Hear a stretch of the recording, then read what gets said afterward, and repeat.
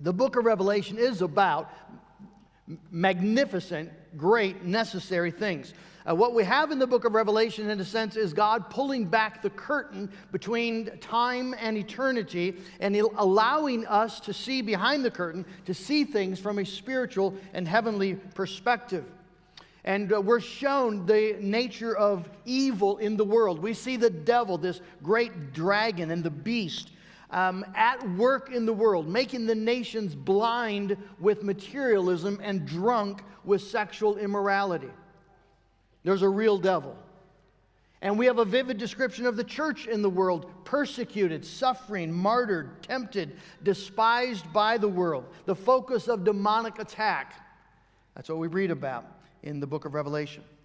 But most importantly, the primary theme running through the whole book is about a sovereign, reigning, awesome king, the Alpha and Omega, ruler of the kings of the earth. This is not the revelation of John, as the old King James, I think, has it that way. It's the revelation to John. It's the revelation of Jesus, Jesus Christ. The Spirit of God is showing us Jesus in these pages. This book has a purpose, secondly, the revelation of Jesus Christ, which God gave him to show his servants the things that must take place. It's important to remember as we start this book that it's revelation. It's not an enigma.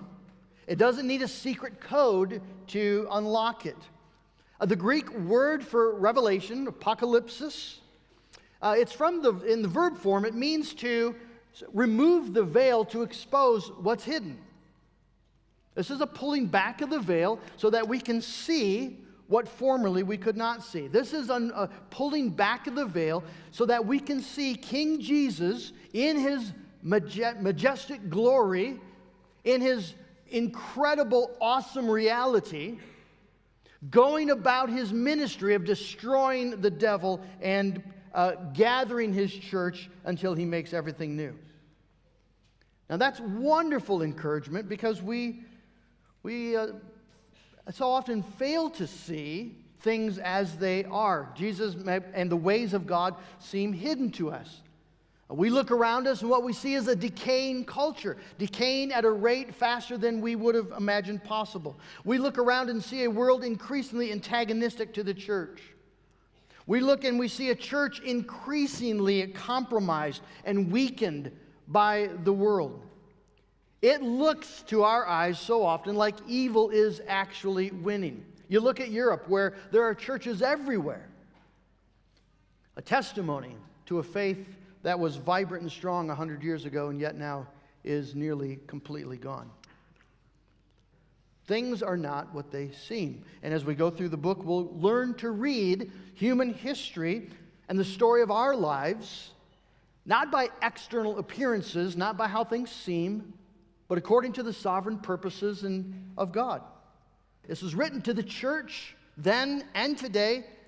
It's written to a church under attack, a church that's being opposed by the world, the flesh, and the devil. It's not given to satisfy sort of eschatological curiosity, what's going to happen down the road. It's not meant to be fodder for end times novels or movies. It's not what exists.